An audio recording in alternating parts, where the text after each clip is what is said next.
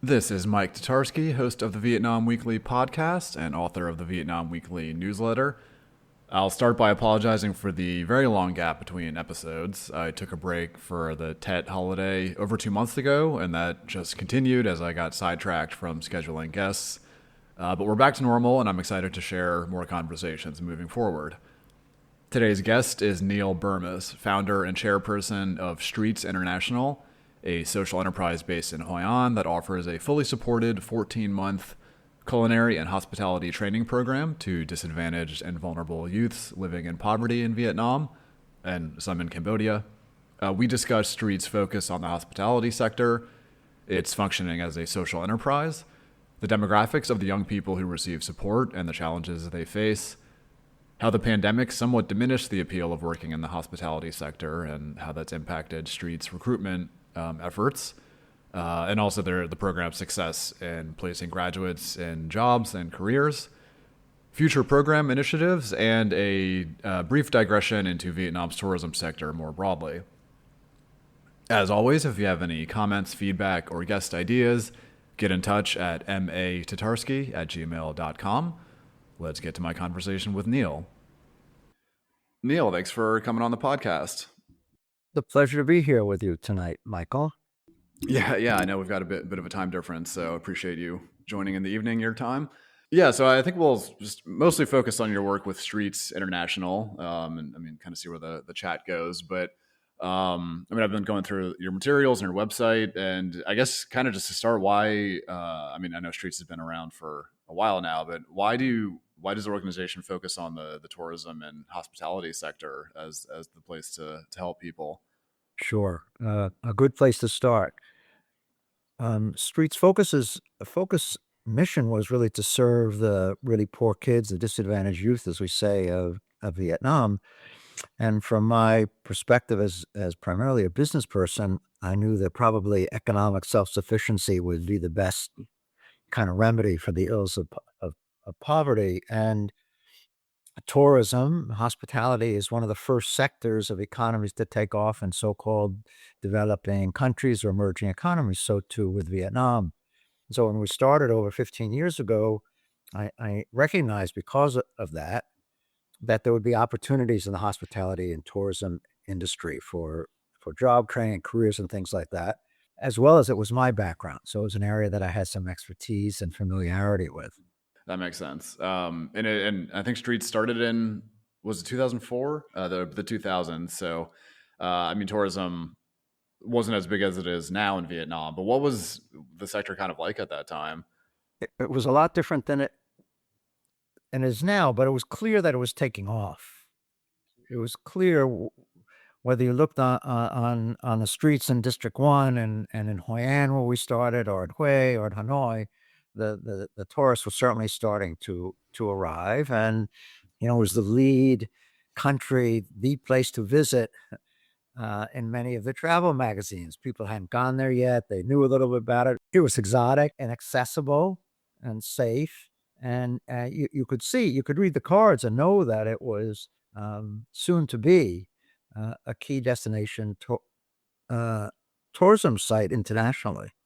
And I was noticing and looking at your website, obviously I know Streets provides hospitality training for disadvantaged youth. So we'll talk about more about that. But it also says that Streets is, to quote, an actual social enterprise. What does that mean? Yeah, that's a great and an important question, because it's one of our, I think, very distinguishing characteristics, because we are a very legitimate social enterprise. And what is a social enterprise? Well, it can be a number of different things, but broadly, it's always some combination of enterprise, for-profit approach to some form of doing good, to some form of addressing one of any number of societal ills using a business model. So it has you're kind of wearing two hats all the time, and that appealed to me a lot. And there are a lot of places that say they're social enterprises, and it's when you scratch below the surface, it's questionable. Are they really? On the other hand, there's also increasingly in Great Britain and other places so-called B corporations now, where tax structures are being set up specifically for organizations that, in a sense, are social enterprises. They're business oriented. Um, their approach to whatever they're doing is a business approach, yet their ultimate mission and objective, whether it's a product or service, is in one way or another serving some challenge in civic society. Well, I'd just say on social enterprise, the way that works specifically for streets is because we're really a leader in that and have a very innovative structure, and that is that in the U.S., which you could call our parent, we're a 501c3 or a classic not-for-profit. In Vietnam, we operate with business licenses. We have several different commercial licenses that are fully owned by the not-for-profit. So it's not just in words, but it's in actuality how we're structured, how our governance is organized, that we combine both of these different approaches and different platforms um, to what we're doing. So we are quite legitimately a social enterprise. And the businesses are they all in Hoi An, or are they around? Yeah. Yes. So the enterprise side are our eateries. We're training for hospitality and tourism, primarily in the F&B part of that, which is a significant part of tourism, of course. And so the enterprises is we operate several different food and beverage outlets that generate revenue. Prior to the pandemic, we paid, depending on the year, we pay 75 to 80% of all the cost of our program entirely through the revenue and the profit of those eateries, a restaurant, a cooking center, food tours, an assortment, a portfolio, you could say. Of course, the pandemic knocked us out like it did a lot of folks, and Sure. we've had a really strong reboot. And so now we still have two F&B enterprises, which I can talk to later if you want, and those pay part of our bills. The revenue and the profit from those enterprises pay part of our bills, and the rest are funds we raise in the traditional way that an NGO would raise funds. We have a few fundraisers, we have a few foundations that support us. So it's a combination of both approaches to generating fundraising. That's good explanation. And so the people the young people who take part in the program, how do you connect with them? Do they come again? I know Streets has been around for a while. I'm sure the name is known. Do they come to you? Is there like community outreach in certain areas? Some combination of the two? Yeah.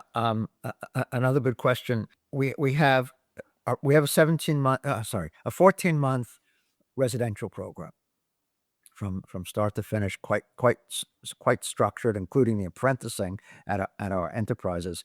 It takes us 2 to 3 months, and every 7 months we start a new group or class, as we call it, with mostly about 25 youth. We call them trainees. So there's always an advanced class and a beginning class. It keeps rotating every 7 months.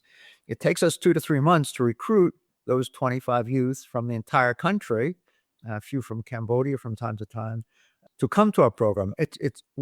We make a very big investment in our recruiting because we're not an inexpensive program. And as a business program, I wanted to make sure that we had the largest ROI or impact that we possibly could. So we look for youth that nobody else wants to help, not just poor kids, but poor kids that nobody else in their family is helping, or poor kids that have been left out or pushed aside even by other NGOs. Over the course of 2 to 3 months, yes, we have a rather big network and we're well known. We start with an announcement, and then we take applications. And we on average, we get between 100 and 125 applications for every class.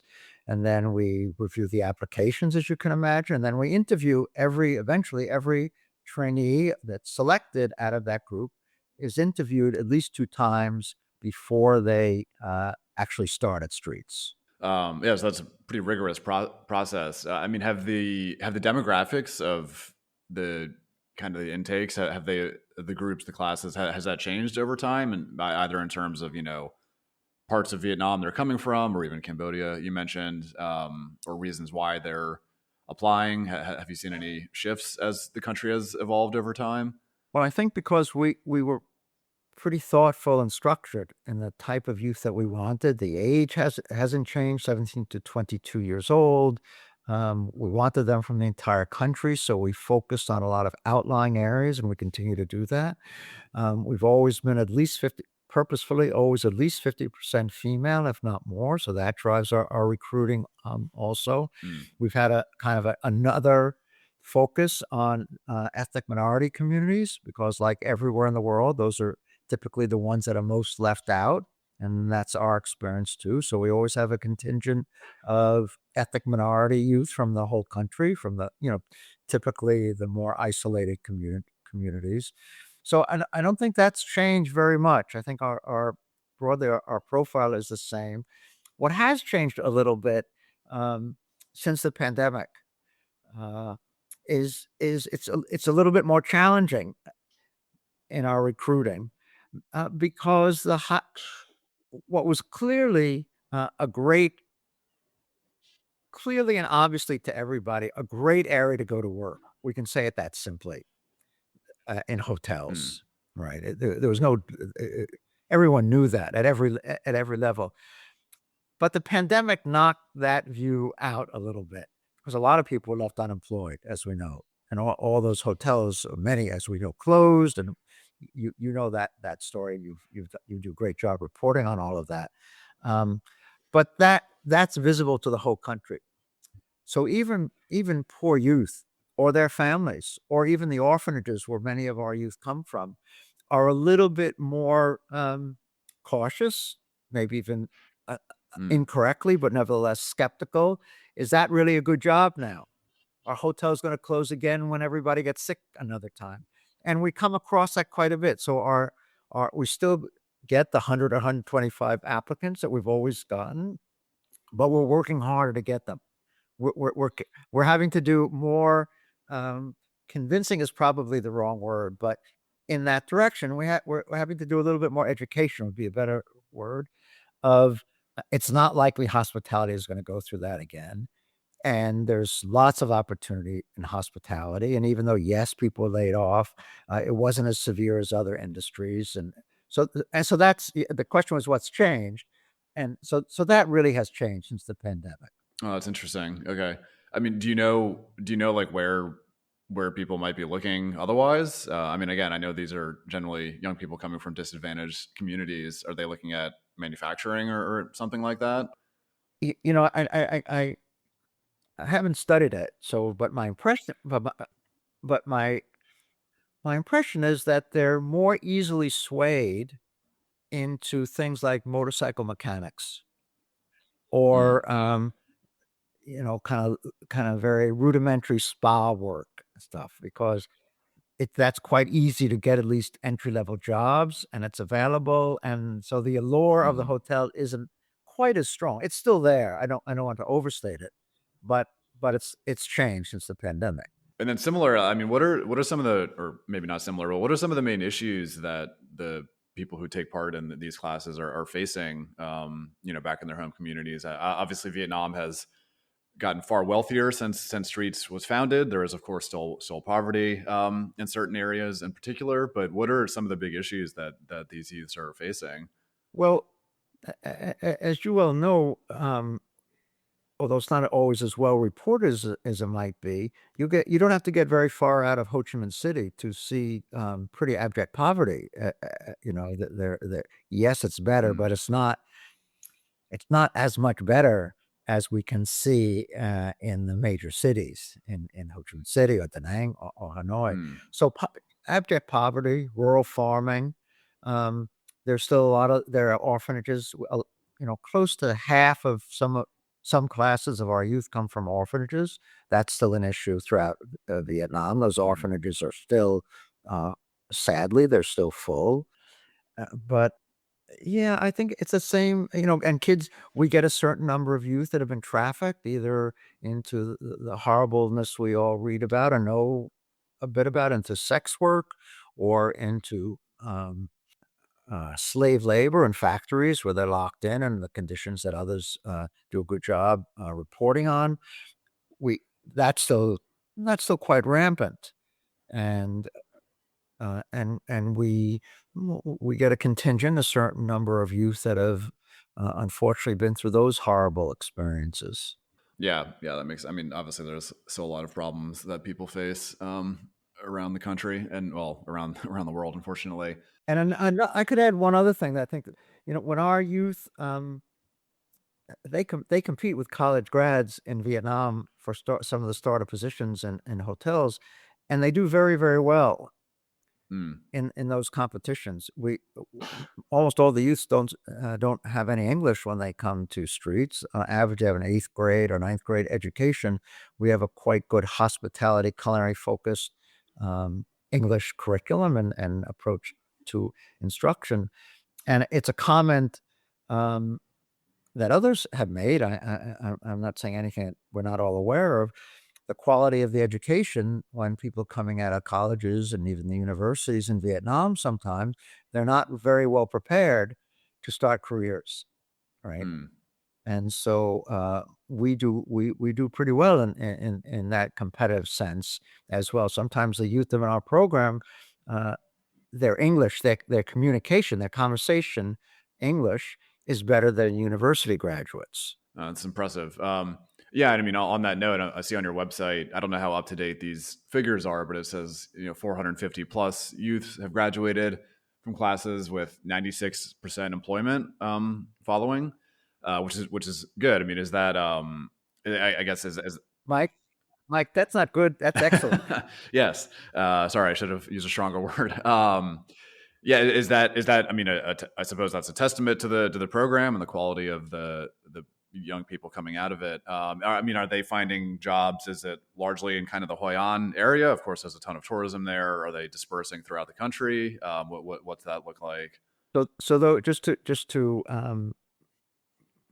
confirm, or legitimate a little bit, those statistics that you referred to is just last year's survey that we did of our graduates. So that's not just blowing Mm, smoke or looking for funding.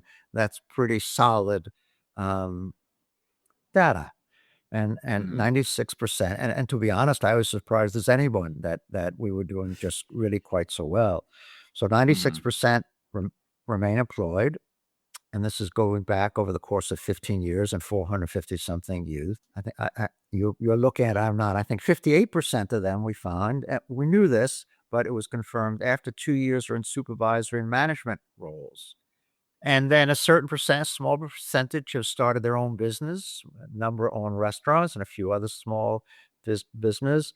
And then again, in single digit percentage have gone overseas. We have youth in Singapore and Dubai and the Maldives, the United Arab Republic. We have two in the United States now, and we're pretty proud mm, of course, we're pretty proud of that. All the youth that come to our program sign a contract, and one of the things in that contract is that uh, their first employment for the first year after they graduate has to be a place where we mutually agree upon. The purpose of that is, of course, is to support them and help them get going and be available, and with employers that we know are legitimate, et cetera, et cetera. So the majority of those tend to be in the Da Nang and Hoi An uh, area.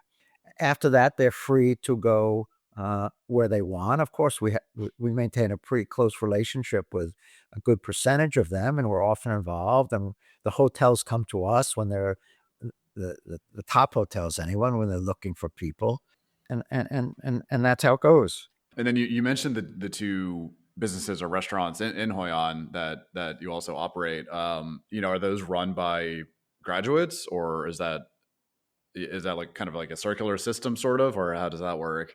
Well, it's all of the above. We have professional managers, a Hmm. small handful of professional managers. But for instance, in our main eatery, which is called the Noodle House, where we focus on obviously noodle dishes, the head chef and the second chef are alum. Typically, they're alum that have finished at Streets, gone to work for some years, 3, 4 something years at one of the better 4 or 5-star hotels, and then we recruit them back. And the same goes on the front of the house or the service side. The current supervisor and a few of the supervisors and managers are also alum who finished at Streets, worked at hotels, and then we recruited them back. And then I guess, I mean, moving forward, do you, again, Streets is quite well established at this point. Do you see any, I mean, I know there's a board and other decision makers, but do you see any shifts in how you approach the work, or geographic expansion to outside of Hoi An or anything like that in the future? We talk about those things all the time, as you can imagine. Um, there are a few new initiatives this year. We've had our best fundraising. It's funny, as we reboot since pandemic. In the last 2 years, we've had by multiples better fundraising. I think for those who survived, it perhaps it showed a certain kind of resilience and strength. And Hmm.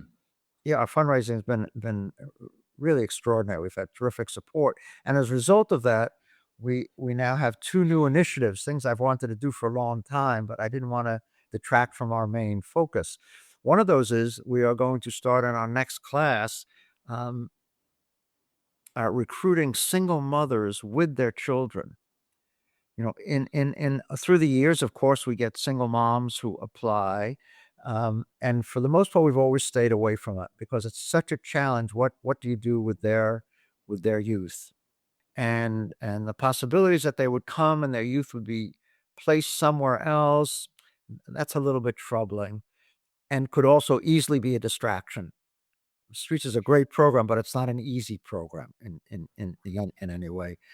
So, I've always wanted to see if we could do that, and now as I said, we're well funded. We're now completing renovation on a new residence where we will accept, a small number to start, so we can make some mistakes and learn from it, but a small number of single mothers with their children, and we will support all of them through the whole process and then even to get going afterwards. So it's a pretty exciting initiative for the type of work we do.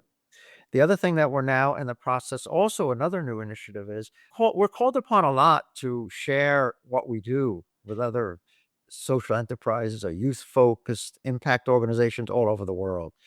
And it's hard to do that when we're a small organization. Everybody's working hard already, focused on what we're doing in Vietnam. So we decided we're going to do, starting this year, by the end of this year, several social impact, social entrepreneur and enterprise awards around the world. And through that award process, we'll also provide mentoring and development and support. And it will be a moneyed award. We've funded already for several moneyed awards. And we hope to therefore identify and help and support other similarly minded, similarly focused, good organizations all over the world. And we're pretty excited about starting that initiative. We're just now putting together a very impressive group of judges from all over the world that will participate in judging the applicants for that. And so, two new initiatives. They take a lot. We're not a big bureaucratic organization. Everybody kind of hands on, but those are some things. And then also we've toyed a little bit with Cambodia, and I can't say much more about it, but I have a hunch we'll make a little bit more inroads into Cambodia in the near future as well. Yeah, I mean that's, well, obviously a different country. I'm sure different operating environment, but certainly faces some of the same issues, and I guess as somewhat a growing tourism sector and those sorts of things. Yeah, it's interesting how you mentioned earlier this, some kind of the shine has come off working in the tourism sector with some people. I wonder if that'll change again, because I know Vietnam, I think, almost hit pre-pandemic tourism levels last year and is aiming to beat that this year. I mean, I think it was their goal is 20 to 23 million international tourists. So I wonder if that'll return as like a highly regarded industry to work in. Michael is one of the people who I think does one of the better jobs in the country, of scratching below the surface on often government reported statistics and stuff. Those are statistics to be really careful of. Sure. And I'll tell, as you already know, but I just say, yes, maybe the total volume is the same. But really that's only one of the things that matters. Hmm. What matters is the quality, um, of who those tourists are. I don't mean where they come from. I mean, Right. in a very business-like way, how much do they spend every day? Yeah. Do they come back again? Hmm. What kind of hotels are they staying at? Where are they eating? And there's no doubt about it. You don't have to talk just to Neil Burmess about this.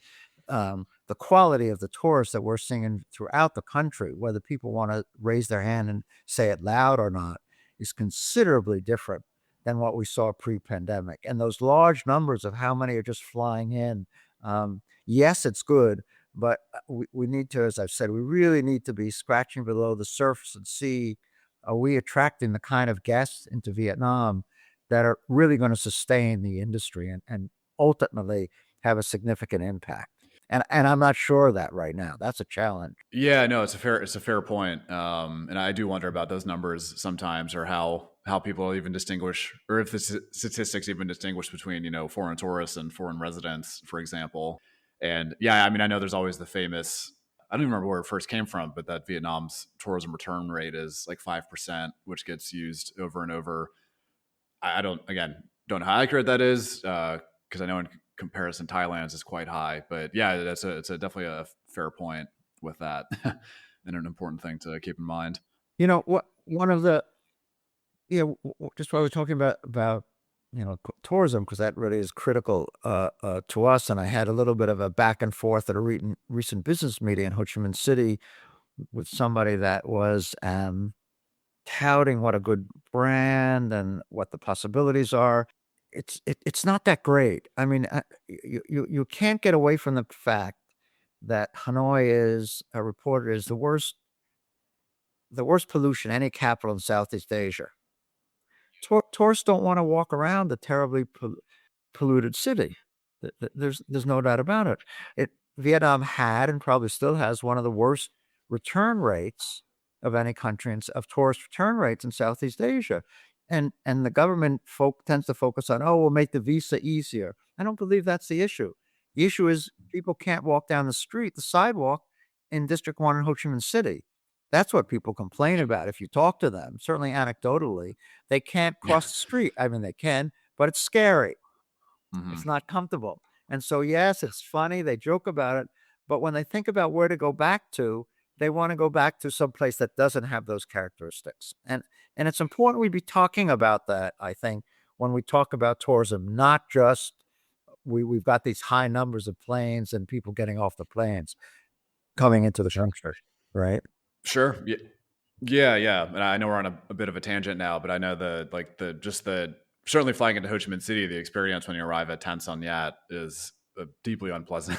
I flew back from Bangkok last weekend, and it's just like, this is not a nice welcome. I know airports are often not the most pleasant places, but it's distinctly unpleasant. I saw that you wrote about it, and hats off to you, because that's an issue, and that's what tourists thinking about. Yeah, absolutely. No, like there's a lot of comments where it was just like, oh, this is definitely an issue. But yeah, anyway, I so don't want to take up too much more of your time. I mean, is there anything else you wanted to share about streets or the the youths who take part that I may have overlooked? No, I think I'm not surprised. You ask you ask good questions, and you know what you wanted to get at. I think we're going to continue doing what we've been doing. There's still plenty of opportunity in hospitality. We have top hotels coming to us and saying, "Can we hire all of your graduating class?" So I think we found our niche, and we're doing a good job in it. The youth that graduate from our program continue to be strong and solid and employed quickly and with good careers and living decent, dignified lives. And we're going to stay focused on doing more of that. Yeah, it's great. Yeah, I mean, I will say in my travels through Vietnam in the years, I don't know if I've encountered any streets graduates, entirely possible, but I'm often really impressed by the young people working at hotels here, English skills and social skills and all that. It's just very impressive. So if any of them came from streets, congrats. And yeah, anyway, Neil, Probably have. Yeah. Well, Neil, thanks again for taking some time out of your evening over in the U.S. Appreciate it, and look forward to keeping in touch and learning more about streets in the future. Thanks again. Thank you. I'm looking forward to being back. I'll see you in Ho Chi Minh City next month. And thank you very, very much, not just for this, but for all your good journalism as well. It's appreciated, Michael. Oh, thank you. Appreciate that. That's it for this episode of the Vietnam Weekly podcast. Connect with the Vietnam Weekly on Threads, LinkedIn, or Instagram. Thank you so much for listening, and please rate or review the show on your preferred podcast platform. And don't forget to sign up for the newsletter as well. See you next week.